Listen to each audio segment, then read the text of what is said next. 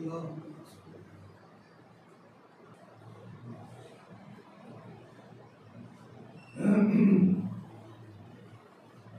حول ولا قوة إلا بالله العلي العظيم. أعوذ بالله السميع العليم من الشيطان الرجيم. بسم الله الرحمن الرحيم. الحمد لله الذي لم يتخذ صاحبة ولا ولدا ولم يكن له شريك في الملك ولم يكن له ولي من الذل وكبره تكبيرا. والصلاة والسلام على رسوله الذي أرسله بالحق بشيرا ونذيرا وداعيا إلى الله بإذن ربه سراجا منيرا وعلى آله الذين أذهب الله عنهم الرجس وطهرهم تطهيرا. سيدنا مولانا أبي القاسم محمد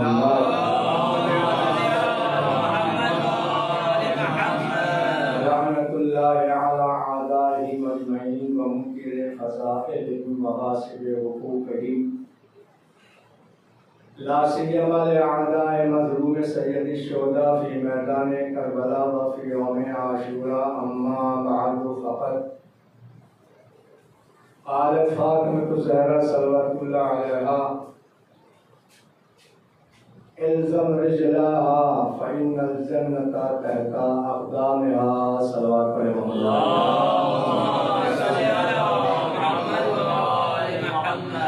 ارباب ادا چونکہ مرحومہ کی سارے ثواب کی مجلس ہے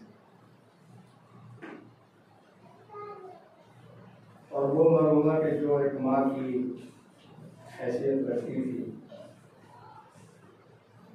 کیونکہ ہمارے یہاں رشتے 3 طریقے سے بیان ہوتے ہیں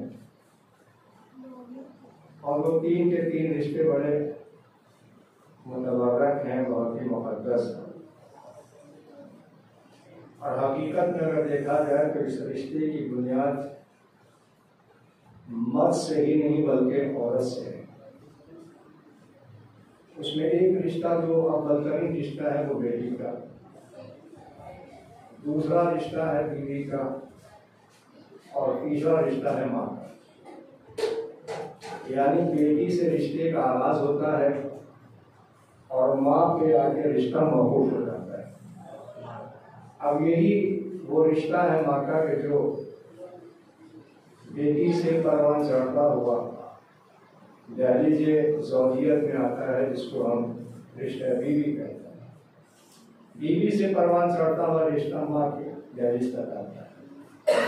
تو اگر ایام طفلی میں اس بیٹی کو اچھی آغوش نصیب ہوئی ہوگی تو یقیناً آغوش کی تربیت یافتہ بیٹی نہ صرف صنف بیٹی کی حیثیت سے باہر باکمال ہوگی بلکہ یہی بیٹی جب بیوی بن کے کسی شوہر کے گھر آئے گی تو وہ بیوی باکمال ہو جائے گی. اور جب یہی بیوی ماں کی دہلیز پہ قدم رکھتی ہے تو کچھ ایسے شگوفے چھوڑ جاتی ہے کہ چاہے وہ ماں رہے نہ رہے مگر چونکہ اس کی آغوش کی تربیت یافتہ کچھ ایسے ہیں کہ جس کی بنیاد پر تا قیامت اس کی آغوش کی تربیت کا اثر باقی رہتا ہے. صلوات پڑھیں محمد.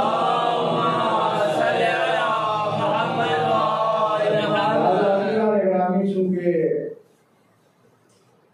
میں گزارش کرنا چاہتا ہوں اور تمام نواز سے گھر سے بہت ہی مختصر لوگ ہیں اور میں کوشش کرتا ہوں کہ کم سے کم ایسی مجالس میں زیادہ سے زیادہ اگر سورہ فاتحہ کی تلاوت کی جائے تو مال مجلس اصل میں اسی میں بنا ہوتا ہے. لہٰذا یہ چند جملے میں نے حدیث سماعت اس لیے کیے تاکہ جس کی سال ثواب کی مجلس ہم پڑھنے آئے ہیں، آپ سننے آئے ہیں، کم سے کم اسے مال مجلس نصیب ہو جائے. اس لیے دیکھیے جسمانی اعتبار سے ہر زندہ فرش پہ موجود ہے اور اپنے وجود کو ہر سامنے والے کو اپنے وجود کی یقین دہانی کراتا ہے، مگر جن کا وجود ہے مگر آنکھوں سے اجل ہے. چونکہ میں تفصیلات اس لیے جانا نہیں چاہتا کہ بہرحال نماز ظہر کا وقت سر پہ ہے. ورنہ آپ دیکھیں ہر انسان کو اللہ نے جو وجود ادا کیا ہے، ایک وہ وجود ہے کہ جس کو ہم ظاہری طور پہ جسم کے نام سے جانتے ہیں، ایک وہ وجود ہے کہ جس کو ہم ظاہری طور پہ نہیں جان پاتے مگر کسی کے وسیلے سے اس جسم کی اطلاع ملتی ہے، اس لیے کہ اگر وہ جسم اس جسم کو سہارا نہ دیتا تو نہ یہ زبان بول رہی ہوتی، نہ یہ کان سن رہے ہوتے، نہ یہ آنکھیں دیکھ رہی ہوتی، نہ یہ عقل و دماغ کام کر رہا ہوتا۔ وہ کون سا جسم ہے؟ وہ جسم روحانی ہے۔ تو ظاہر سی بات ہے جسمانی اعتبار سے چاہے ہمیں کسی کا وجود نظر نہ آئے مگر یاد رکھیے اللہ نے اس جسم کے پیچھے جو جسم دیا ہے وہ جسم نہ ختم ہونے والا جسم جس کو ہم روح کہتے ہیں۔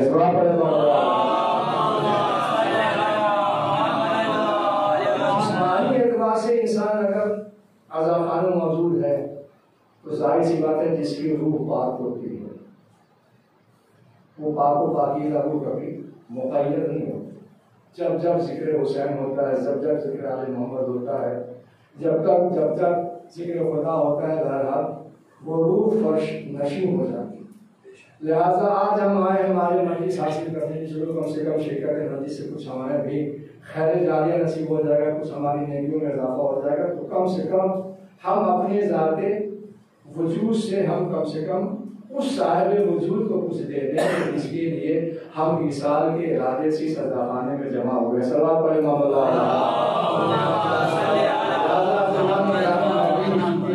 سورہ فاتحہ خود پڑھتا ہوں، اس لیے کہ اکثر و بیشتر ہوتا یہ ہے کہ سورہ فاتحہ جب پڑھنے کو کہا جاتا ہے تو مجھے نہیں معلوم کہ فاتحہ پڑھنے والے کس طریقے سے پڑھتے ہیں اور کس اسپیڈ سے پڑھتا ہے۔ لہٰذا میں خود اپنے اطمینان اور اطمینان قلب کے لیے، مطمئن ہونے کے لیے میں خود سورہ پڑھتا ہوں تاکہ جو بچے ہمارے نوسکھ ہیں، نوعمر ہیں، انہیں بھی کم سے کم طریقہ نصیب ہو جائے۔ بسم اللہ الرحمن الرحیم۔ اللہم صلی علی محمد وآل محمد، اللہم صلی علی محمد وآل محمد، اللہم صلی علی محمد وآل محمد۔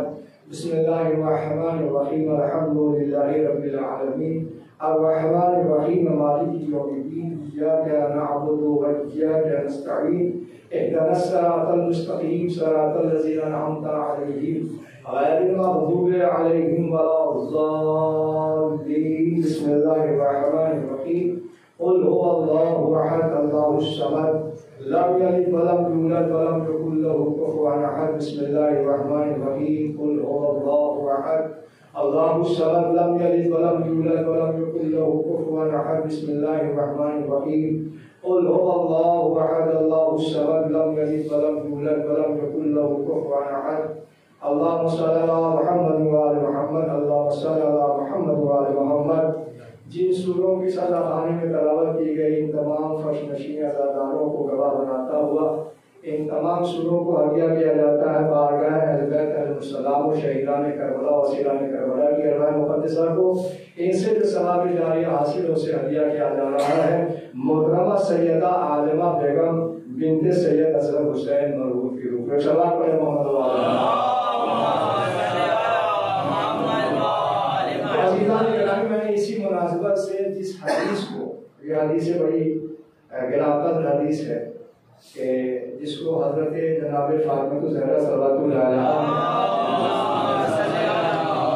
ارشاد فرمایا کہ الزم رجلها فإن الجنة تحت أقدامها، اسی آیت سے ملتی، اس حدیث سے ملتی جلتی رسول کی نظر میں بہت سی حدیثیں کہ الجنت کو تحت أقدام الأمهات، اور چونکہ بہرحال ایک ماں کی مجلس ہے لہذا ہم ام الائمہ حضرت فاطمہ الزہرا کی گراقت حدیث کو سہارا بنا کے آج اپنی ناقص ذہنی سے کچھ باتیں آپ کی خدمت رس کرنا چاہتا ہوں۔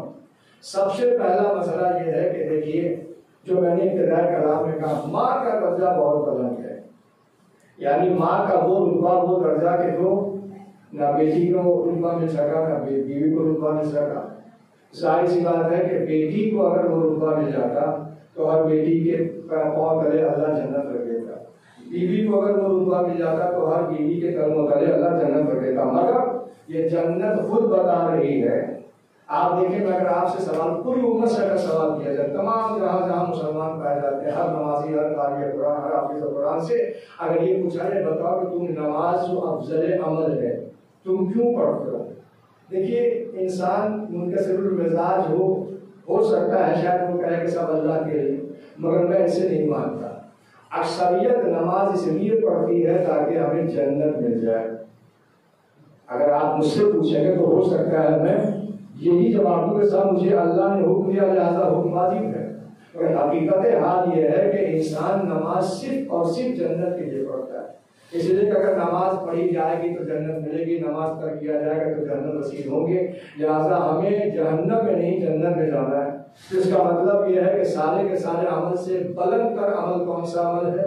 نماز ہے، یعنی فروعات دین میں سب سے افضل ترین عمل نماز ہے۔ تو جب نماز خود رسول کی حدیث ہے، اگر نماز مقبول ہو گئی تو سارے کے سارے اعمال قبول ہو جائیں گے، مگر اگر نماز ہی مقبول ہو گئی تو ظاہر سی بات ہے نہ حج آپ کو بچا سکے گا، نور نہ بچا سکے گا، نہ زکات کی ادائیگی بچا سکے گا، سارے کے سارے عمل معلق ہیں نماز کے اوپر۔ تو نماز اگر قبول ہو گئی تو سارے کے سارے، اس کا مطلب یہ ہے کہ سارے اعمال ایک طرف اور نماز ایک طرف۔ نماز اگر پڑھی جائے خشوع کے ساتھ پڑھی جائے، اللہ کی جس نے حکم نماز دیا ہے، اگر اس کو نماز پسند آ جائے، نمازی کی نماز قبول ہو جائے اللہ کی بارگاہ میں، تو پھر سارے کے سارے عمل جو ہے اللہ کی بارگاہ میں مقبول ہوں گے۔ مگر اس کا مطلب یہ ہے کہ سارے کے سارے عمل میں جب افضل عمل نماز ہے تو یہ افضل عمل نماز سے افضل ترین کون سی شے ہے؟ تو آپ کا جواب یہ ہوگا کہ وہ ہے جنت، وہ ہے سلسبیل، وہ ہے کوثر کی کھاد۔ اس لیے کہ اگر نماز قبول نہ ہوتی تو ہمیں کوثر کا پانی نصیب نہ ہوتا، اگر نماز قبول نہ ہوتی تو ہمیں جنت میں ورود نصیب نہ ہوتا، اگر ہماری نماز قبول نہ ہوتی تو ساتھی کوثر سے ہماری ملاقات نہ ہوتی۔ اس کا مطلب یہ ہے کہ سارے کے سارے عمل سے بلند تر جگہ کون سی ہے؟ وہ جنت ہے۔ یعنی میں صرف اتنا کہنا چاہتا ہوں جو سارے عمل پہ سب سے بڑا رتبہ رکھنے والی جنت جیسی بات ہو، اللہ نے ماں کے تلووں تلے وہ جنت رکھی ہے۔ سلام علیہ محمد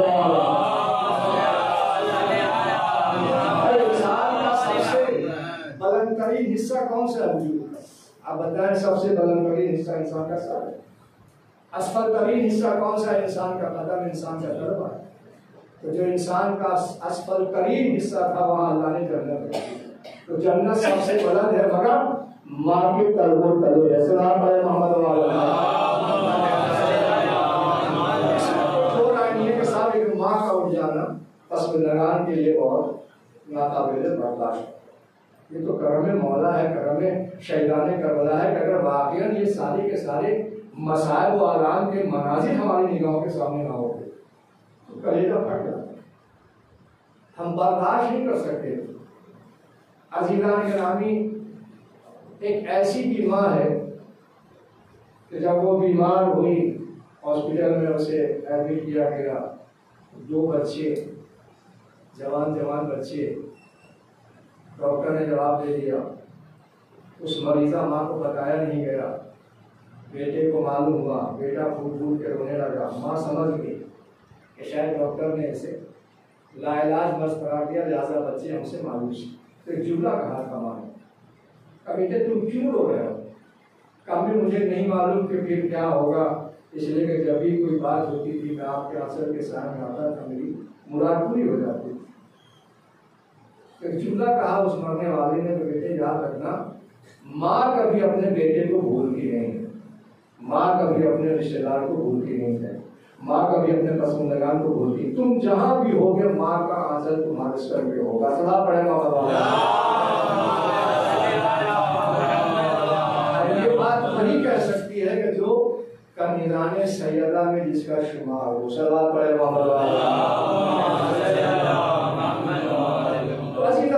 ماں بہرحال وہی جناب فاطمہ کے جو ام الائمہ کہی جاتے ہیں، اماموں کی ماں، فَإِلْزَمْ رِجْلَهَا، اپنے ماں کے تلووں سے، اپنے ماں کے قدم سے لپٹ جاؤ۔ کیوں؟ فَإِنَّ الْجَنَّةَ تَحْتَ أَقْدَامِهَا، اس لیے کہ یہی وہ ماں ہے کہ جس کے پاؤں کے نیچے تمہاری اللہ نے جنت رکھی۔ عزیزان گرامی، ماں کا سایہ اتنا گراں قدر ہے، اتنا گراں قدر ہے۔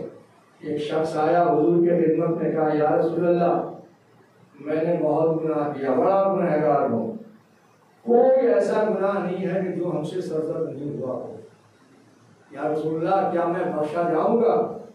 کوئی ایسا فارمولہ بتا دیں، کوئی ایسا عمل بتا دیں کہ ہمارے وہ گناہ کے طور سے سرزد ہو چکے ہیں، وہ ہمارے گناہ بھول جائیں۔ تو رسول اسلام نے کہا اچھا یہ بتاؤ تمہارے ماں باپ میں کون موجود ہے؟ کہا باپ موجود ہے۔ ماں پر چھٹی ہوگی، کہا باپ موجود ہے، کہا جاؤ جا کے باپ کی خدمت کرو۔ جب وہ باپ کی خدمت کرو کا پیغام سنا چلا وہاں سے، پیغمبر اسلام نے اپنے اصحاب سے کہا کاش اس کی ماں زندہ ہوتی۔ یہ لفظ خود بتا رہا ہے کہ باپ کی دعا سے پہلے ماں کی دعا قبول ہوتی ہے۔ ایک بات میں اور عرض کرتا چلوں، چونکہ اکثر و بیشتر ہوتا یہ ہے کہ ہمارے ہاں ذاکرین کی جو بھی پیشہ ور ذاکرین ہے، میرا جو بھی ایک چلن ہے ذاکرین کا کہ دودھ کی بلائیاں کھانے بہت ٹیسٹی ہوتا ہے، بہت ذائقہ ہوتا ہے۔ ہم نے اس بلائی کو کھایا صاحب بہت اچھے سے، بہت طریقے سے، کہا صاحب کیا کہنا، بہت اچھی غذا تھی، بہت اچھا اس طریقے سے ہمیں میزبان نے ہمیں دیا، ہم نے اسے کھانے لے کے کھایا، بہت اچھا۔ بعد میں پتا چلا کہ صاحب جو بلائی آپ کھا کے آئے ہیں وہ اس دودھ کی بلائی تھی جو نجیس تھا۔ اب سوال یہ ہے کہ ہمیں کھانے سے پہلے دیکھنا ہوگا کہ جو ٹیسٹ ہمیں مل رہا ہے وہ ٹیسٹ کی بنیاد اصل ہے یا نقل ہے۔ سوال ہے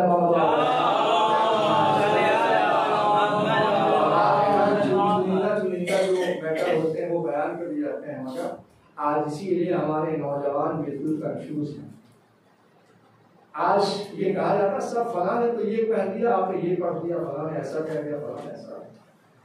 تو عزیزان گرامی میں کوشش کرتا ہوں چاہے ہماری کہی ہوئی بات فرش نشین کو پسند آئے یا نہ آئے، ہم اتنی بات جانتے ہیں نہ فرش آپ کا ہے نہ ممبر آپ کا ہے۔ جس کا ممبر ہے، جس کا فرش، اگر وہ راضی تو اللہ راضی۔ سلام پڑھیں۔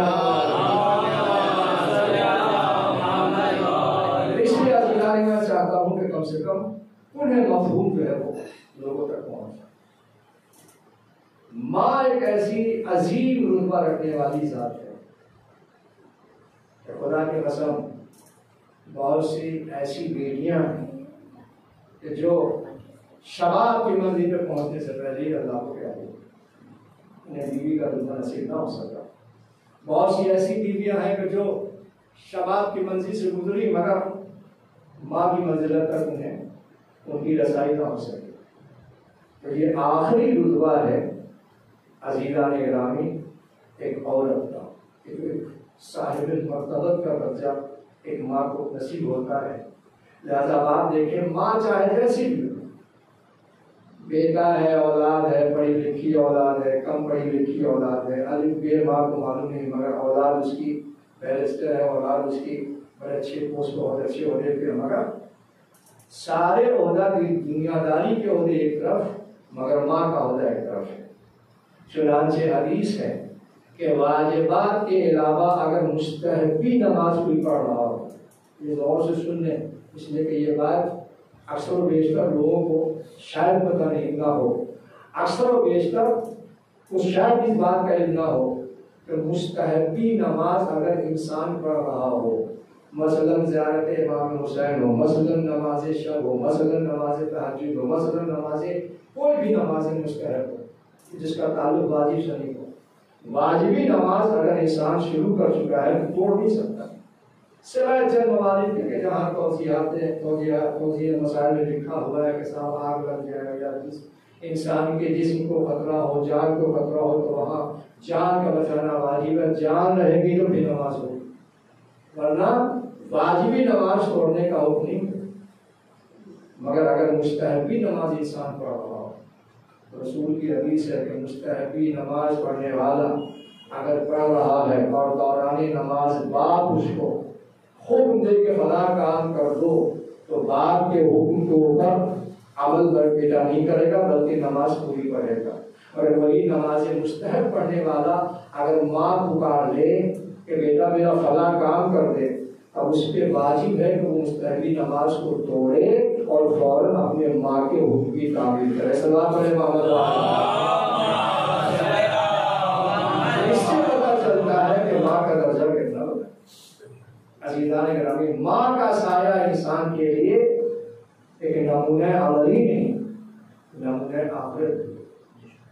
چنانچہ جناب موسیٰ کہ جب آپ کے سر سے آپ کی ماں کا سایہ ہو گیا تو اللہ کا حکم، موسیٰ اب تھوڑا قدم پھونک پھونک کے رکھنا، اس لیے کہ تمہارے سر سے ماں کا سایہ ہو گیا۔ موسیٰ کلیم خدا نے کہا پانے والے جو تجھ سے ہمیشہ ہم کلام رہا کرتا ہے، جسے تو کلیم خدا کہتا ہے، میں کلیم خدا جب چاہتا ہوں میں تجھ سے گفتگو کر لیتا ہوں۔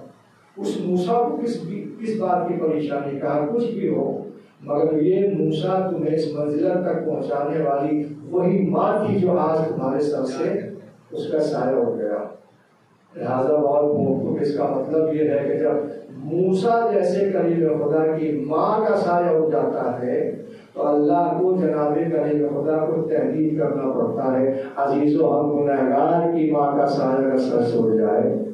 مگر یاد رکھیے گا، میں نے اسی لیے دوران کلام کہا ہے کہ کسی کی ماں اگر جاسا چھوڑ دے، عارضی دنیا سے رخصت ہو جائے، کسی پسماندگان کسی فرزند کو ملول نہ ہونا چاہیے، اس لیے کہ ماں کبھی اپنی اولاد کو بھولتی ہے، مگر شرط یہ ہے کہ ماں کو زندہ اولاد ہمیشہ یاد رکھے۔ آپ کو معلوم ہے کہ کچھ حدود ہیں والدین میں، ماں کی حدیں ہیں، باپ کی حدیں ہیں، اگر اس حدود سے اولاد تجاوز کر جاتا ہے تو چاہے ماں باپ اس اولاد کو، ناخلف اولاد کو اپنی محبت کے تحت چاہے آنکھ کریں نہ کریں، اللہ اسے آنکھ کر دیتا ہے۔ اور یعنی کبھی ہم نے ماں باپ کی اہمیت کو خدا نخواستہ سمجھا نہیں تو، اور یہ ذوق ناقص سے مبتلا ہو کہ بھائی باپ کو ہم کپڑا پہنا رہے ہیں، باپ کو ہم رکھے ہوئے ہیں، باپ کو ہم کھانا کھلا رہے ہیں، باپ کو ہم زندگی گزارنے کا سلیقہ دے رہے ہیں، ساری چیزیں تو آپ احسان نہیں کر رہے۔ اس لیے کہ آپ سوچیں، پیغمبر اسلام سے یہ سوال کیا گیا کہ حضور یہ بتائیے کہ میں ہمیشہ اپنی ماں کی خدمت کرتا ہوں اور ہمیشہ اس طرح سے خدمت کرتا ہوں کہ کبھی جب ماں کا سامنا ہوتا ہے تو میں اپنے آپ کو چھپا لیتا ہوں۔ کیوں؟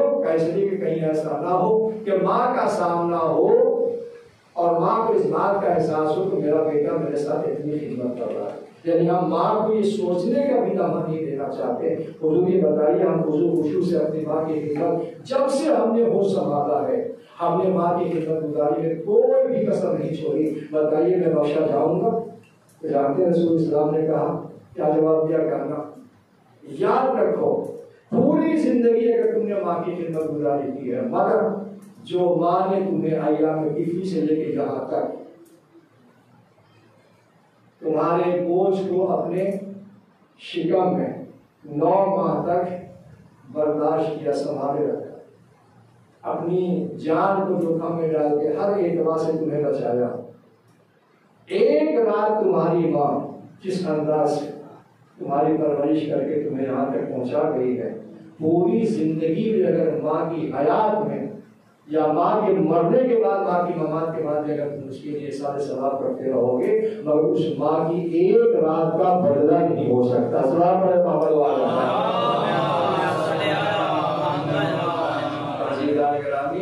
دوسری بات یہ ہے کہ چاہے کسی کی دعا قبول ہو یا نہ ہو، ماں کی دعا کبھی مسکرت نہیں ہوتی۔ لہٰذا ہمیں کوشش کرنی چاہیے، خدا کرے جن کے سر پہ ماں کا سایہ ہے، لا تقل لهما اف، کبھی اپنی ماں کو، کبھی اپنے باپ کو یہ موقع نہ فراہم ہونے دو کہ وہ تمہارے عمل بس سے معاذ اللہ اف کہنے سے مجبور ہو جائے، ماں کا نفرت کر جائے، تو ماں کی دعا بہت قبول ہوتی۔ چنانچہ پیغمبر اسلام کی خدمت میں شخص آئے، کہا حضور میرے گناہ معاف ہو گئے، مجھے خواب ہوا اور مجھے بشارتیں ہوئی ہیں، لہذا میں خوش و خرم ہوں۔ اور اس کی سب سے بڑی وجہ دلیل یہ ہے حضور کہ جس علی کا آپ تذکرہ کرتے ہیں، کلمہ آپ کا پڑھتا ہوں، محبت علی سے پیدا ہوتی ہے، تو رسول اسلام مسکرائے، کہا جا تیری ماں زندہ ہے؟ کہا نہیں، ماں دنیا سے گزر گئی۔ کہا جا ماں کی قبر میں پانتی کھڑا ہو جا، اور ماں کی پانتی قبر کھڑے ہو کے ماں کا شکریہ ادا کر۔ حضور کیوں؟ اس لیے کہ وہی ماں ہے کہ جس نے تیری امانت میں خیانت نہیں کیا، یعنی جس کی امانت میں خیانت نہیں ہوتی وہ ولایت علی والا ہوتا ہے۔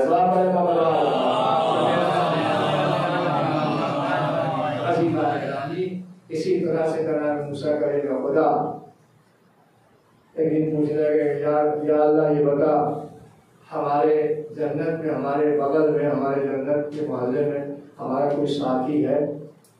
ہاں ایک ساتھی ہے، جا ایک قصائی کے پاس چلا جائے۔ فلاں قصاب کا پتہ دیا اللہ نے، اور قصاب کے پاس جناب موسیٰ پہنچے۔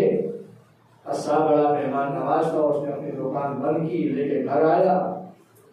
جناب موسیٰ دیکھتے ہیں کہ صاحب وہ باقاعدہ کھانا اور یہ ساری چیزوں کا انتظام کر رہا ہے، میزبان تھا، اور ہر میزبان کو مہمان کی آمد پہ خوشی ہوتی، کیوں؟ اس لیے کہ مہمان کبھی کسی کے گھر کھانے نہیں جاتا ہے۔ حدیث رسول، حدیث معصوم ہے کہ مہمان جب بھی کسی میزبان کے یہاں جاتا ہے تو اپنا رزق لے کے جاتا ہے۔ سلام علیہ محمد جناب موسیٰ کا یہ خدا کہتے ہیں کہ میری میزبانی میں لگ گیا ہو، مہمانی میں یہ پکڑا ہے اور وہ کھلا ساری چیز۔ اس کے بعد میں نے دیکھا کہ صاحب ایک کنڈی میں لٹکی ہوئی ایک ٹوکری ہے، اس ٹوکری کو اس نے اتارا، اس کے بعد اس نے ایک لہیم و شہید بالکل لاغر ہو پتلی ٹوکری، ایک بوڑھی عورت اس ٹوکری سے نکالا، پانی میں ایک کپڑا کو بھگو کے اس کے منہ کو صاف کیا، آپ کو صاف کیا، اور اس کے بعد اس روٹی کو پانی میں گھول کے اس کو تھوڑا تھوڑا اس کو کھلانا شروع کیا۔ جناب موسیٰ کا جو پتا یہ سارا منظر دیکھنے لگا، اور اسے کھلا ولا کے اس کے بعد سے پھر اس نے ٹوکری میں رکھا اور پھر اس کو ڈال دیا۔ جب موسیٰ نے کہا یہ کیا ہے؟ کہا یہ میری بوڑھی ماں ہے، یہ میری بوڑھی ماں ہے جو باحیا ہے۔ کہا تم اس کو اس طرح سے کیوں رکھا؟ تو کہا میں غریب ہوں، میرا ٹھکانہ اچھا نہیں ہے، چونکہ جنگل کے علاقے میں رہتا ہوں، کہیں کوئی جانور آ جائے، کوئی بات کو قدم نہ پہنچا دے، لہٰذا میں جب اپنے کام پہ جاتا ہوں تو اس کو ٹوکری میں رکھا دیتا ہوں۔ تو جناب موسیٰ نے جملہ کہا، اچھا یہ بتاؤ کہ جب تم اس کو کھانا کھلا رہے تھے اپنی ماں کو تو تمہاری ماں کے دونوں ہونٹ ہل رہے تھے، تو میں سمجھ نہیں سکا وہ کیا کہنا چاہ رہی تھی۔ تو اس سے قصائی نے کہا، اس ماں کے بیٹے نے کہا کہ جناب یہ روز کا معمول ہے، جب بھی میں کھانا کھلاتا ہوں، جب بھی میں اس کے منہ دھلاتا ہوں تو میری ماں مجھے دعا دیتی ہے۔ کیا دعا دیتی ہے؟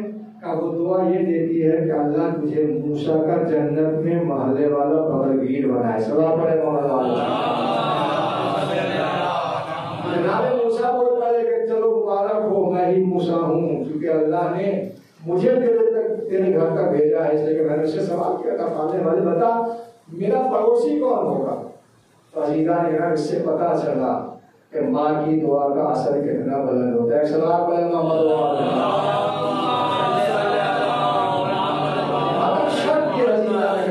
وہ ماں ویسی ماں ہو کہ جس کو واقعہ ماں ہونے کا ناز کرنے کا، ناز کر کی ماں تو ایسی بھی ماں ہے کہ جو اپنے بیٹے کو جہنم کا کنڈا بنانا چاہتا ہے۔ یہ کوئی نئی تاریخ نہیں ہے، آپ دیکھیں، آپ سارے ماحول و معاشرے سے بالکل واقف کرتے ہیں۔ ماں کا اصول ویسا اصول ہونا چاہیے جو ہماری اہل بیت اطہار علیہ السلام کی جو سیرتیں ہیں۔ اور آپ دیکھیں چوتھے امام ہمارے ارشاد فرماتے ہیں، صحیفہ سجادیہ ان کی بڑی مشہور ترین کتاب، آپ کو تعجب ہوگا چوتھے امام نے کبھی دسترخوان پہ اپنی ماں کے ساتھ کھانا نہیں کھایا۔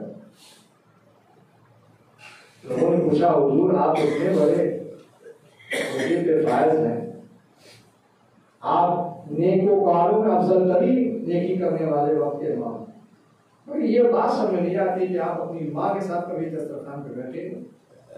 تو چوتھے امام نے کہا کہ مجھے شرم محسوس ہوتی ہے کہ میں اپنے دسترخوان پہ ماں کے ساتھ بیٹھوں اور دسترخوان پہ جو نعمت ہے وہ کھانے کی چیزیں ہیں، ہو سکتا ہے ہمارا دل چاہ رہا ہو کہ فلاں چیز کھائیں اور ہم سے پہلے ہماری ماں کی نگاہ اس کو چلی گئی ہو، تو اگر ماں کی نگاہ پہلے ماں کی خواہش ہو کہ میں یہ چیز کھاؤں اور اس کے بعد میں اس چیز کو کھا لوں، تو میں نہیں چاہتا کہ میں جیتے جی ماں کی طرف سے آپ کر دیا جاؤں۔ سلام علیہ محمد۔ آپ نے غور نہیں کیا، یہ آپ کی مغرب سلوار بتا رہی ہے کہ آپ نے غور نہیں کیا۔ سلام علیہ محمد۔ امام وقت یحزنی والدی، ہمارے باپ نے کیا کہا؟ مجھے ڈر لگتا ہے کہیں میں آ کے والدہ نہ ہو جاؤں، آ کے مادر نہ ہو جاؤں۔ اس کا مطلب یہ ہے کہ خدا نہ خواستہ منصب امامت پہ کوئی ایسا فائز ہی نہیں ہو سکتا جو ماں باپ کے خلاف کوئی کام کرے۔ مگر امام نے کہا کہ اگر وقت کا امام بھی اگر منصوبہ والدین کے خلاف چلے گا تو اللہ اس کو آپ رکھے گا۔ جب امام وقت آپ کے والدین سے بچنے کے لیے ہر وہ عمل کرنا چاہتے ہیں تو ہم صبح سے شام تک نہ جانے کتنے گناہ کرتے ہیں۔ تو ہمیں ماں کا احترام، ہمیں باپ کا احترام، ہمیں ماں باپ کے فضیلتوں کو کتنی نگاہوں کے سامنے رکھنا چاہیے عزیزان گرامی، اس لیے کہ یہ سب سے بڑی رحمت ہے۔ اور یہ توفیق ہر کس و ناقص کو نصیب نہیں ہوتی، یہ توفیق صرف اسے نصیب ہوتی ہے کہ جس کو اللہ نے نہ صرف توفیق نیک عمل دیا ہے بلکہ اس توفیق نیک عمل کی دوام کے اوپر اس کی ماں کی دعائیں بھی ہیں۔ صلاۃ پڑھیں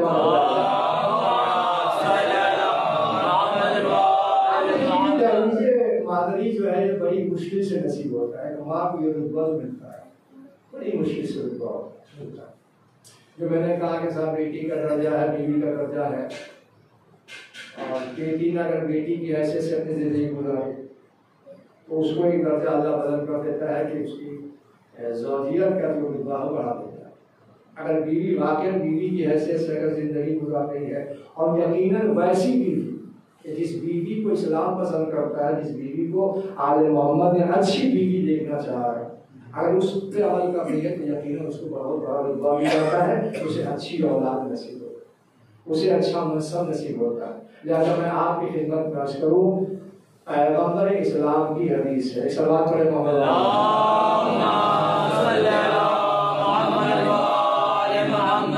دیکھیے کسی کو نہیں معلوم کہ کس کو اللہ کا بخشے گا، کس کی کا بخشش ہوگی نہیں ہوگی، کون گنہگار ہے۔ گنہگار کون سب ہیں، سوائے چہارتا معصومین کے کوئی آج تک یہ دعویٰ نہیں کر سکا کہ ہم سے گناہ نہیں صدر ہوا، چاہے بڑے سے بڑے آیات کرام ہوں، مستحید ہوں، عالم وقت ہوں، عالم دورہ ہوں، سب غیر معصوم، امکان خطا سب کے ساتھ۔ مگر عزیزان گرامی، اگر وہ گناہ انسان کے جو قابل عفو نہ ہو اور اگر وہ معاف ہو جائے تو ہمیں دیکھنا یہ ہوگا کہ آخری معافی کی وجہ کیا ہے۔ تو ایک تو وہ عمل ہے کہ جس عمل کو صرف اور صرف اللہ پسند کرتا ہے، اور ایک ماں کی دعا ہے۔ اب دیکھیں پیغمبر اسلام نے ارشاد فرمایا کہ 3 ایسی عورتیں ہیں۔ دیکھیے اب یہ عورت بیٹی بھی ہو سکتی ہے، بیوی بھی ہو سکتی ہے، ماں بھی ہو سکتی ہے۔ پیغمبر اسلام نے ارشاد فرمایا کہ 3 ایسی عورتیں ہیں کہ جن کے گناہ ہی معاف نہیں ہوتے بلکہ مرنے کے بعد فشار قبر بھی نہیں ہوتا۔ مرنے کے بعد ان کا حشر و نشر جو ہے سیدہ طاہرہ حضرت فاطمہ الزہرا کے ساتھ ہوتا ہے۔ مرنے کے بعد ان کا درجہ 1000 شہید کے برابر ہوتا ہے۔ تو ہمیں تلاش کرنا ہوگا کہ حضور نے جو ارشاد فرمایا آخر وہ عورت کون ہے۔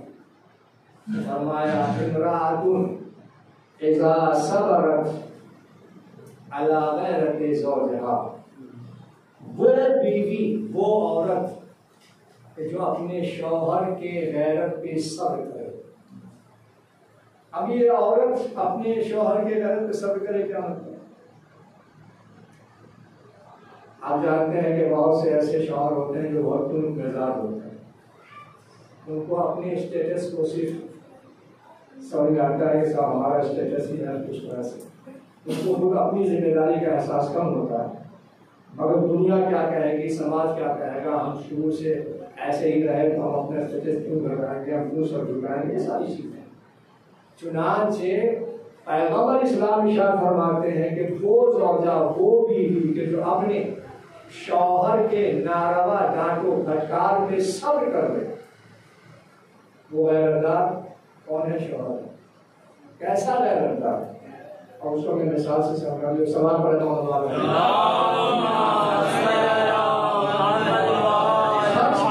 بیوی ہے، بیاہ کے آئی اپنے سسرال میں، اس بیوی کا خالہ زاد، سگا خالہ زاد بھائی جو بہت حسین بھی ہے، بہت جمیل بھی ہے اور بہت اچھے عہدے پہ فائز بھی ہے، یہ بیٹی اس کی بہن بیاہ کے آگے شوہر کے گھر، کچھ دنوں کے بعد اس بھائی کی بھی شادی ہو گئی، اس بھائی کے بچہ پیدا ہوا۔ اب جب بچہ پیدا ہوا تو ہوا کے ساتھ اس بچے کا عقیقہ کرنا، یہ میں مثال دے رہا ہوں البتہ۔ اب عقیقہ ہوا تو صاحب کاٹ چھپاؤ، دعوت نامہ تیار کرو، یہ وہ ساری چیزیں۔ بہرحال تو اس بہن کو، خالازاد بہن جو بیاہ کی آئی تھی، اس کو اس نے کارڈ بھیجا اور ساتھ میں تاکیداً جملہ لکھا کہ بہن تم کو آنا ہے فلاں تاریخ کو ہمارے فلاں بیٹے کا عقیقہ اور ہمارے دولہا بھائی کو بھی لے کے آنا۔ وہ تھکا مارنا جب آیا شوہر گھر پہ تو کہا سنتے ہیں میرے فلاں بھتیجے کا عقیقہ ہے اور بھائی نے یہ کارڈ بھیجا ہے۔ تو انہوں نے ڈبل کے کہا خبردار تمہیں نہیں جانا ہے۔ اب ان کے اندر ایک دماغ ہے خامخواہ پتہ نہیں شاید ان کا کوئی چکر ہو یا کیا ہو، لہٰذا انہوں نے کہا کہ تمہیں وہاں نہیں جانا ہے۔ اب ظاہر سی بات ہے نہیں جانا ہے تو نہیں جانا ہے، حالانکہ کوئی ایسی بات نہیں تھی، ایک بھائی بہن کا رشتہ تھا جس کی بنیاد کو اس نے۔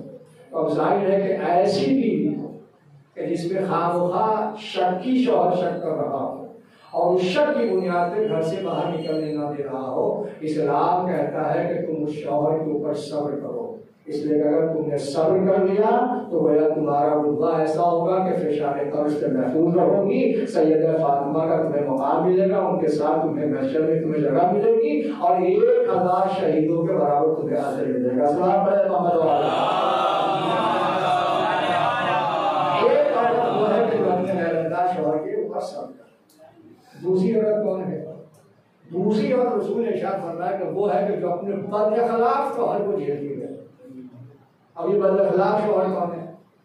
اب آنے کے بعد صاحب چائے میں پتی زیادہ ہو گئی ہے تو نمک زیادہ ہے تو شکر زیادہ ہے تو فلاں سالن میں صاحب گھی نہیں ہے، خام ہوگا، یعنی نمک کی زیادتی و کمی سے آج کل طلاق ہو رہے ہیں۔ صلاۃ پڑھے محمد والا۔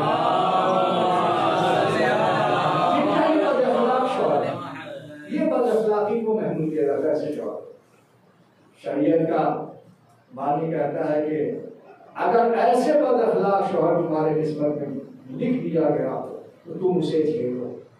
یا رسول اللہ کب تک جھیلوں گی؟ کہا کب تک تمہیں زندہ رہنا؟ 20 سال 25 سال 30 سال، اس کے بعد تمہیں آزادی ملے گی۔ تو وہ بیوی وہ زوجہ کہ جو اپنے بد اخلاق شوہر کو جھیلے، برداشت کرے، اس پہ صبر کرے، رسول اسلام ارشاد فرماتے ہیں کہ مرنے کے بعد نہ فشار قبر ہوگا، فاطمہ زہرا کے مقام پہ اس کو اسی جگہ کو بٹھایا جائے گا اور 1000 شہید کا درجہ اسے نصیب ہوگا۔ یہ 2 قسموں میں عورت۔ اب تیسری عورت کی جو قسم بڑی خطرناک،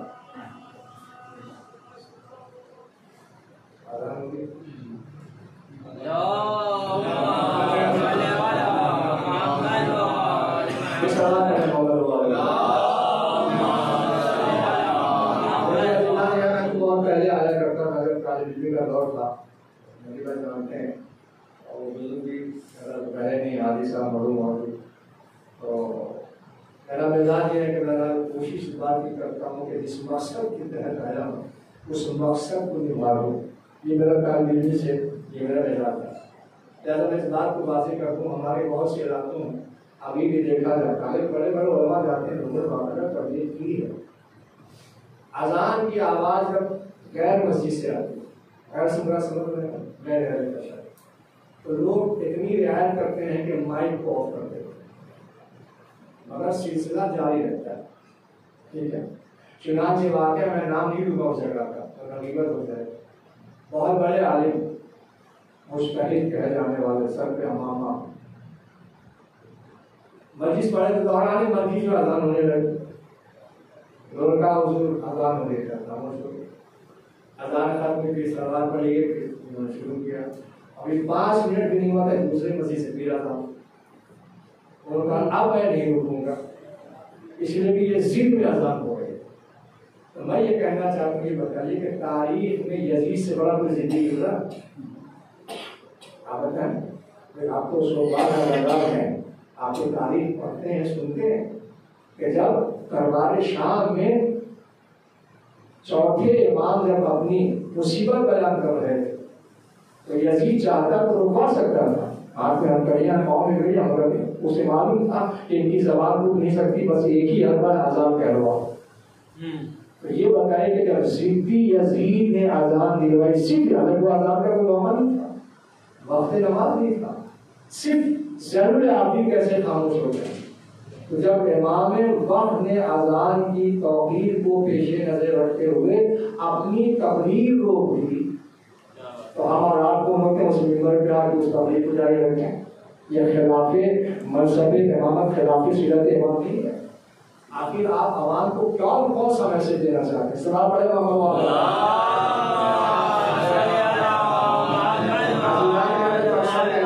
ڈرتا ہوں، مجھے بہت ڈر لگتا ہے کہ بڑھنے کے بعد کیا ہوگا، اس لیے کہ آپ سے بھی سوال ہوگا، ہم سے بھی سوال ہوگا، مگر آپ دیر تک پوچھے نہیں جائیں، ہم سے دیر تک پوچھا جائے گا۔ کیوں؟ اس لیے کہ آپ سے ایک سوال ہوگا، ہم سے دو سوال ہوگا۔ آپ سے سوال ہوگا تم نے نماز پڑھی یا نہیں پڑھی، ہم سے سوال ہوگا تم نے نماز پڑھی یا نہ پڑھی، اور تم نے نماز پڑھائی تو کیسی پڑھائی۔ اب وہ ہمارے، تو اس لیے ہمارے پر ذمہ داری زیادہ ہے۔ اب ہم یہ ممبر پہ سوچ کے بیٹھ جائیں کہ بھائی ہمیں اپنی مجلس چلانی ہے تاکہ اگلے اتوار کو پھر میں بک ہو جاؤں، تو آپ دنیا میں بک تو ہو سکتے ہیں مگر آخرت میں کیا ہوگا آپ کا؟ سلام پڑھے محمد والا۔ اس لیے میں میسج دینا چاہتا ہوں کہ اگر آپ کے علاقے کے موقع ہو، للہ کہیں سے بھی اذان کی آواز سنائے، چاہے بے وقتی اذان کیوں نہ ہو، چونکہ آندھی طوفان کے موقع پہ بھی اذان دی جائے، تو آپ کبھی اپنی تقریر کو جاری نہ رکھیں، چاہے آپ گفتگو گھر کیوں نہیں کر رہا، اذان کے وقت خاموش ہو جائے، چونکہ ظاہر سی بات ہے کہ اللہ کے کلام پہ ہم اپنے کلام کو موقع نہیں دے سکتے، وہ ذکر خدا ہے، یہ ذکر بندہ ہے۔ سلام پڑھے تو اگر یہ بھائی صاحب جو موبائل میں شرمنگ کون ہے اذان، اگر یہ اذان ہوتی رہتی تو میں رکتا، کیونکہ یہ ذکر خدا ہے، ذکر اللہ ہے۔ اگر ہم ممبر پہ آ کے ذکر خدا، ذکر آل محمد کی ہم توحید کریں گے تو پھر آخر ہم قوم سے کون سی امید رکھنا چاہتے ہیں؟ سلام پڑھے محمد تیسری بات میں آپ کی خدمت میں رکھنا چاہتا ہوں وسیلہ، وہ یہ ہے کہ وہ بڑا خطرناک معاملہ ہے۔ پیغمبر اسلام نے ارشاد فرمایا کہ اور وہ عورت کہ جو اپنے شوہر کا مہر معاف کر دے، بہت سے لوگ تو بڑی سے بڑی رقم اس لیے مہر رکھ دیتے ہیں کہ انشاءاللہ بیوی تو معاف کر ہی دے گی، اور کہیں ایسی بیوی مل گئی تو پھر کیا ہوگا؟ عزیزان گرامی صاحب مجھ سے کہہ رہے ہیں جناب ایسا ہے کہ جو رکھنا ہے مہر رکھ دیجیے، 10 لاکھ 15 لاکھ دینا تو ہے نہیں، تو ہم نے کہا جب آپ یہ نیت ہے تو انشاءاللہ ہم بھی آپ کا نکاح نہیں پڑھ سکتے۔ سلام پڑھے محمد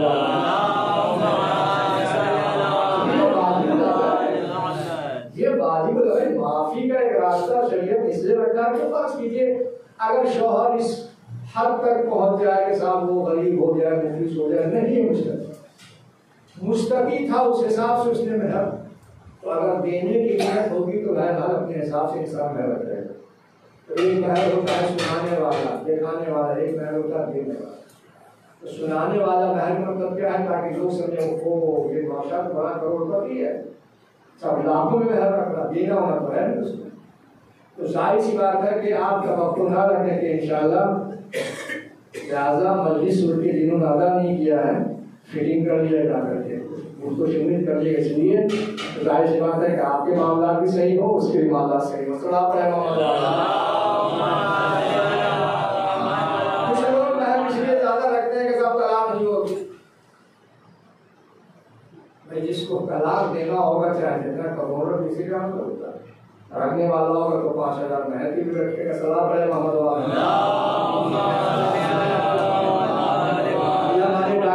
انشاءاللہ ان کی شادی ہونے والی ہے، ان کے سب کے مخالف سے اللہ وکالت کروں گا انشاءاللہ، ان کی ہونے والے زوجہ کی طرف سے ہمارے میڈی والد یہ ابھی بتایا کہ صاحب ان کی شادی ہے باہر جاری، حالانکہ وہ بھی ہمارے رشتے داری ہیں۔ اس بات پر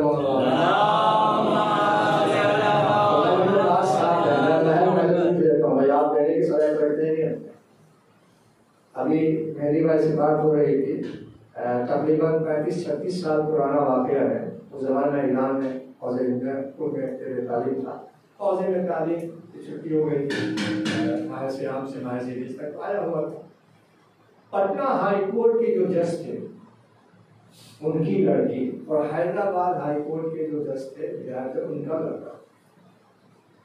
لڑکی کی طرف سے میرے والد صاحب مرحوم والد صاحب مقام ہو پرنسپل سلمانی والد صاحب وہ ادھر سے تھے اور ہم کو لڑکے کی طرف سے پڑھنا بہرحال بس اب مہر تو دیکھیے صاحب 10,07 دینار سود میری آنکھ پڑ گئی. ہمیں آنسو دیکھا نہیں تو پڑھے کیسے. لیکن جس قیمت کو خود وکالت کرنے والا نہیں اس میں پا رہا ہے وہ وکالت کیا کرے گا. اب نبی اگر صاحب وہ بات جج صاحب تک پہنچ. جج صاحب آئے اوپر سے اترے اور انہوں نے صاحب شیروانی کے جیس نکال کے رومال رکھا تو اس رومال میں بڑے بڑے سکے سونے کے. یعنی زندگی میں کئی دفعہ ہم نے دینار سود دیکھا. ہم نے کہا یہ بات ہے. ہم نے کہا جناب یہ آپ کو ملا کہاں سے؟ یہ تو کیا وقت ہے نہیں ہمارے ہندوستان میں چلتا ہے. کیسا ہمارے ابا نے ہماری اماں کو مہر میں دیا تھا. تو میری اماں نے مجھے دیا تھا کہ بیٹا تجھے اللہ نے ایک اولاد دیا ہے, ولد دیا ہے, فرزند دیا ہے, اس کے لیے جب تو بہو لے کے آنا تو اس کے مہر میں یہ ساتھ. تو اگر ایسی مہر کی رقم ہو تو یقیناً آپ بھی سیف ہے, وکالت کرنے والا بھی سیف ہے. ذرا پڑے گا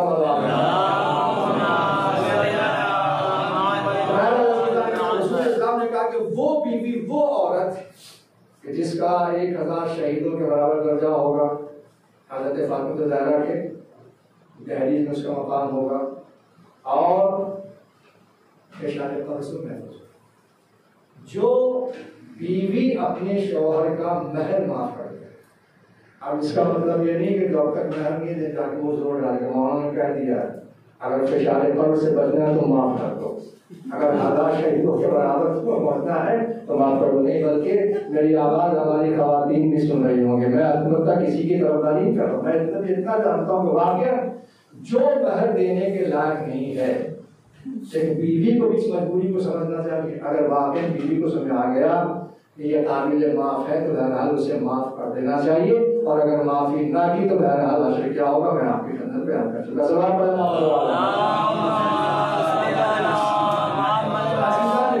یہ ساری باتیں تو عورت کا مقام جو ہے وہ ماں کے اوپر آ کے ٹھہر جاتا ہے. ماں کا رتبہ, ماں کا مرتبہ.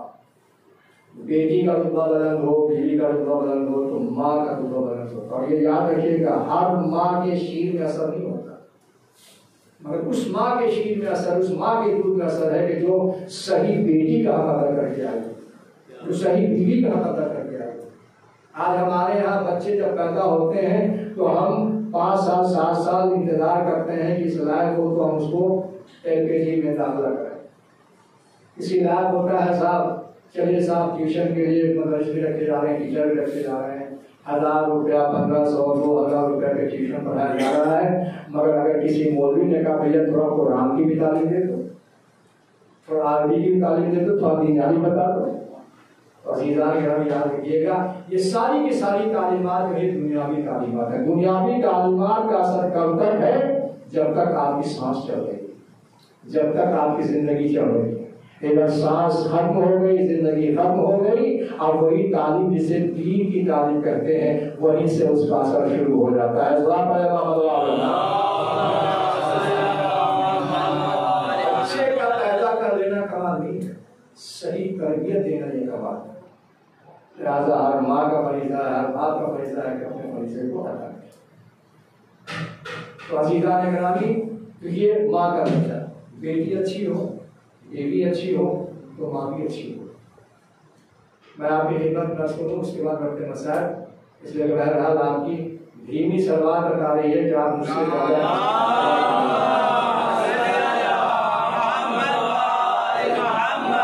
شیخ مفید علیہ رحمہ کا نام آپ نے سنا ہو, بہت بڑے ذکر. انہوں نے خواب میں دیکھا کہ حضرت فاطمہ زہرا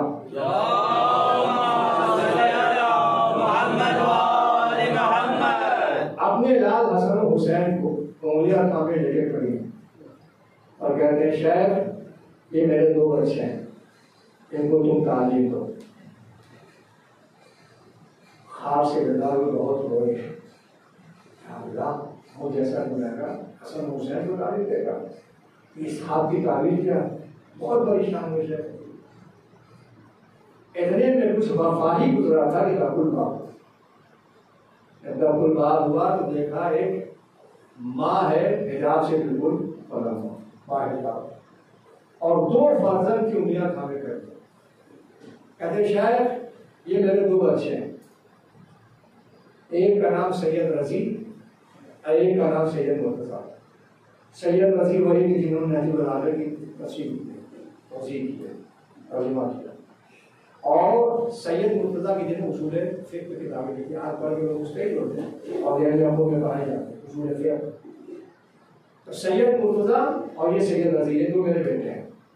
تب جناب شیخ مفید کو محسوس اچھا یہ سید مرتضیٰ اور سید رضی وہ ہیں کہ جن کو حضرت فاطمہ الزہرا نے اپنے امام حسن حسین کے مقام کو عطا کیا. السلام علیکم.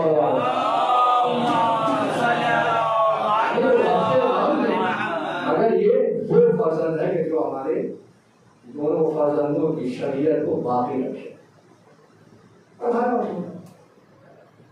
پڑھایا تو دنیا باکمال ہو گئے دونوں بھائی. سید مرتضیٰ بھی کہ جن کا لقب بھی علم الہدیٰ بن گیا اور سید رضی کو حضرت سبھی جان. چنانچہ اس محلے خدا کرے ہماری آواز خواتین تک بھی جا رہی ہے، اس لیے کہ ہر ماں کا دودھ باثر نہیں ہوتا. اب جب بھی مناظرے ہوتے تھے یہ دونوں بھائی بلائے جاتے تھے، علم الہدیٰ بھی جا رہے ہیں، سید مرتضیٰ بھی جا رہے ہیں، سید رضی بھی جا رہے ہیں. اور جس بھی کسی کے سوالات کیے جاتے تھے اس سوالوں میں جواب دیتے تھے. یعنی لوگ تھک گئے، بڑے بڑے علماء، بڑے بڑے مناظرہ کرنے والے کہ آخر وجہ کیا ہے، یہ آخر اتنا صحیح کہاں سے ہے یہ دونوں بھائی، آخر کون سے چکی کا آتا لاتے ہیں. چنانچہ لوگوں نے آپس میں میٹنگ کی سارے علماء اور کہا بھائی چل کو پوچھا گیا ان کی مادر گرامی نے کیسی پرورش کی. وہ سب کے سب آئے کہاں علم الہدیٰ کے گھر پہ داخل بات کیا. سید رضی سید مرتضیٰ کی ماں پردے نشین ہوں سلام کیا، جواب اسلام کیا. کہا شہزادی یہ بتا دیجیے آخر آپ نے کیسا دودھ پلایا ہے اپنے دونوں بچوں کو کہ ہم ہمیشہ کوشش کرتے ہیں کہ کسی سوال میں لاجواب ہو مگر یہ لاجواب ہوتے تو سنیں. اس ماں نے کہا کیا کہا کہ سنو مجھے یاد نہیں ہے کہ کبھی بھی ہم نے بغیر وضو کیے ہوئے ان بچوں کو دودھ پلایا ہو. آج ہمارے یہاں بچے پیدا ہوتے ہیں تو 40 دنوں تک اس بچے کی ماں سے لوگ ملنا جلنا چھوڑ دیتے ہیں. نہ جاؤ کمرے میں، نہ جاؤ نجیس ہے، بستر نجیس ہے، نماز نہیں پڑھ سکتی. یہ 40 دنوں تک جو اس کو روک کے رکھتے ہیں یہ عذاب کہاں جائے. حالانکہ ولادت کے بعد جو خون آتا ہے جس کو خون نفاس کہتے ہیں اس کی مدت زیادہ نہیں ہے، 3 دن کے بعد وہ عورت چاہے تو پاک ہو سکتی. تو 3 دن کے بعد وہ غسل نماز کر کے پاک ہو کے نماز پڑھے گا. بتائیے 40 دنوں تک، یعنی 40 تو 3 گھنٹہ کتنے ہو جائیں گے 37 دنوں تک جو اس کو نماز نہیں پڑھنے دیا جاتا ہے اس کا عذاب کس کے اوپر ہوتا ہے.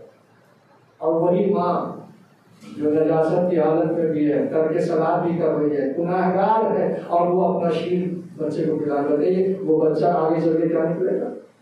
عزیزان گرامی اگر واقعا بچے کو بچے کی طرح تربیت دینی ہے تو ہر ماں کو اس بات کا خیال رکھنا چاہیے کہ بغیر وضو بغیر طہارت کے کوئی ماں کسی بچے کو شیر نہ پلائے. سلام علیکم.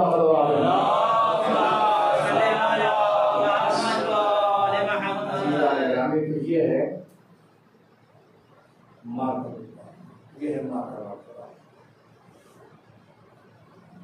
مگر اب ان ماں کو جن کی آج بھی علم و نصیحت، علم و فضیلت و اذیت کی تاریخ ہماری نگاہوں کے سامنے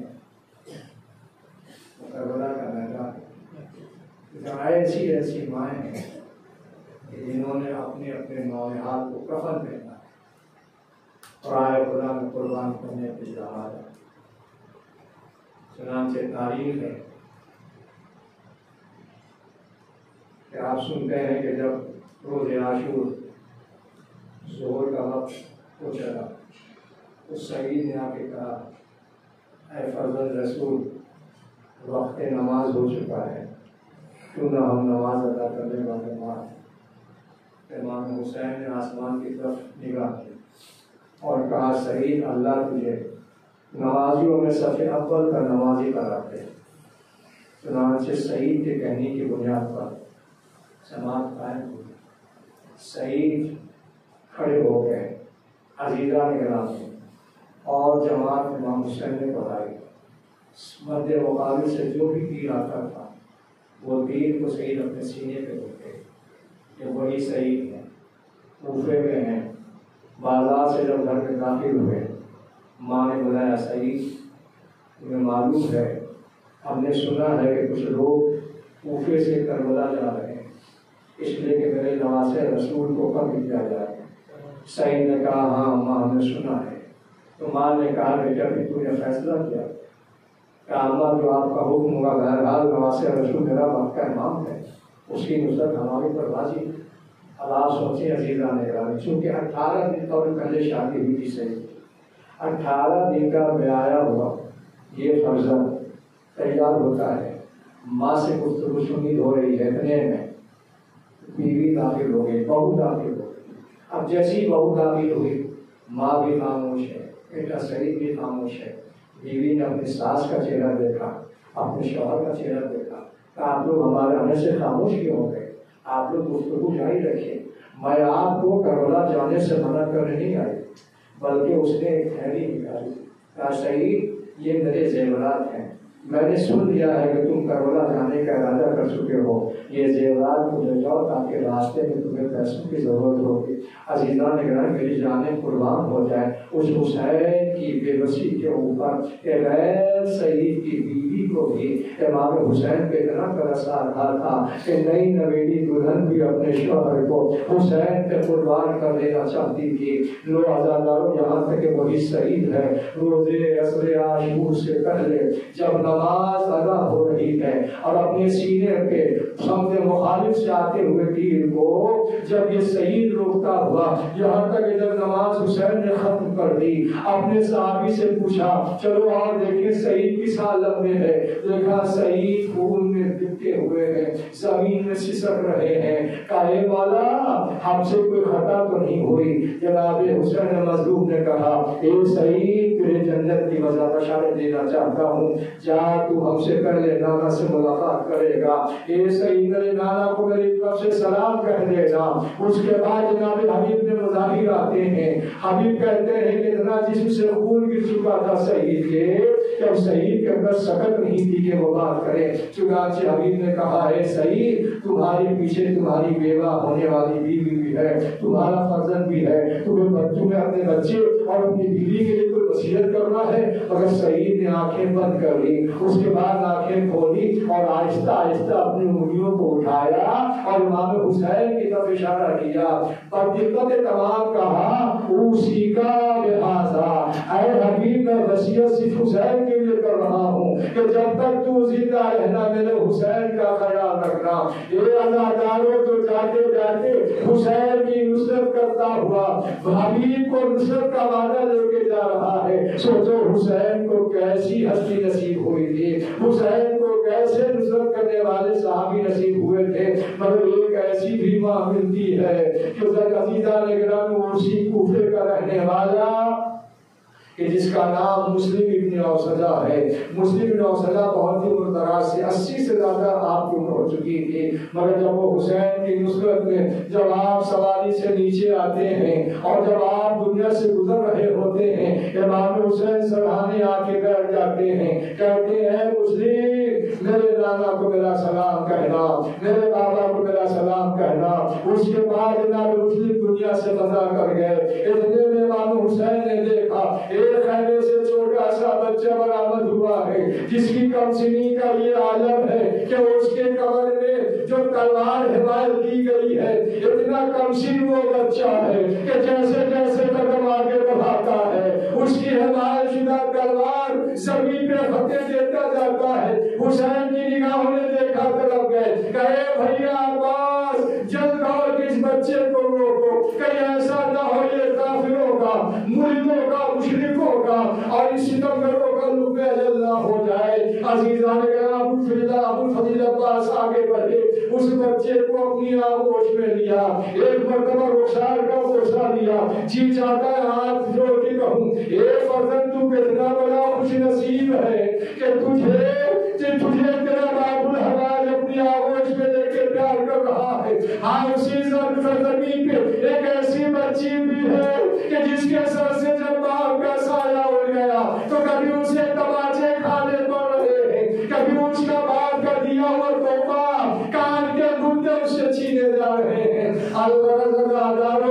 امام حسین کے قریب عباس اس فرزند کو لے کے آئے, فرزند کو اپنی گود سے اٹھایا, پوچھا میرے لال بتا تو کس کا فرزند ہے, تو کس کا فرزند ہے. تو ایک مرتبہ غور سے بغل میں پڑی ہوئی لاش مسلم نے اوسطا کی لاش کو دیکھا, کہا مولا اتنی جلدی ہم کو بھول گئے, ابھی جس نے آپ کے زانو پہ جس مسلم نے دم توڑا ہے میں اسی کا فرزند ہوں. بس یہ سننا تھا کہ ایک مرتبہ حسین نے کہا جا فرزند مسلم تو اپنی بیوہ ماں کا سہارا ہے, تو اپنے پاؤں سے پلٹ کے ماں کے خیمے میں چلا جا. بس یہ کر کے خاموش ہو رہا تھا کہ خیمے کا پردہ اٹھا, نقاب پوش ماں برآمد ہوئی, ہاتھ جوڑ کے آواز دیتی ہے اے مولا مسلم شہید ہو گئے, اس فرزند کا بال تھا, یہ اس کی طرف سے ہدیہ تھا. اے مولا اب یہ فرزند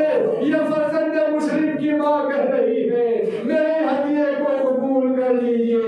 اے عزادارو ماں کا فدیہ تھا, امام حسین نے نہ ماں کو اس بچے کو روشن کیا, مگر جیسے ہی وہ ننھی سی لاش ڈالی گئی مسلم کی زیادہ کرتی ہے میں سب سے پہلے سجدہ شکر کروں گی کہ اللہ نے ہمارے چشم و چراغ کو حسین کی محبت نے قبول کر لیا. اے میرے معبود ہر ماں کی دعا ایسی دعا ہونی چاہیے تاکہ اس دعاؤں کے اوپر اس کی آغوش کا پروردگار صراط مستقیم پہ قربان ہو جائے, صراط مستقیم پہ گامزن ہو جائے. الا لعنت اللہ علی قوم الظالمین سیالم الذین ظلموا وإیاهم قوم ينقلبون. انا للہ و انا الیہ راجعون. رضا بقضائہ تسلیما لامرہ. بار اللہ تعالیٰ خاص کر جو پریشان حال ہو ان کی پریشانی کو دور فرما. بار اللہ تعالیٰ حاضر محروم ہو ان کے فرش پردہ فرما. بار اللہ سمجھی شہزا کا پورا سلام مرحومہ سیدہ عالمہ بیگم بنت سیدہ حسین کی تسکین روح کا وسیلہ و ذریعہ قرار دے. اللہ اس حاضرین مجلس کی جو نیک توفیقات ہوں گے اضافہ فرما. خدا نخواستہ ان میں کوئی مشکلات میں ہو, کوئی زحمات میں ہو, اللہ مشکل کشا کا واسطہ تمام مشکلوں کو آسان فرما. اللہ ہم اس وقت دنیا سے نہ اٹھا جب تک کہ تیری ذات تیرے آل محمد کی ذات ہم سے راضی نہ ہو جائے. اللہ ہمارا شمار اعلان انصار امام زمانہ میں قرار دے. اللہ امام زمانہ کی ظہور میں تعبیر فرما. آپ اللہ سے گزارش ہے کہ 3 مرتبہ سلوات, 1 مرتبہ الحمد اور 3 مرتبہ قل هو اللہ کی تلاوت اور آخر میں 3 مرتبہ سلوات پڑھ کے محمد والے محمد کے طفیل میں مرحومہ سیدہ عالمہ بیگم بنت سید محمد اصغر حسین مرحوم کی روح کو شامل سلام.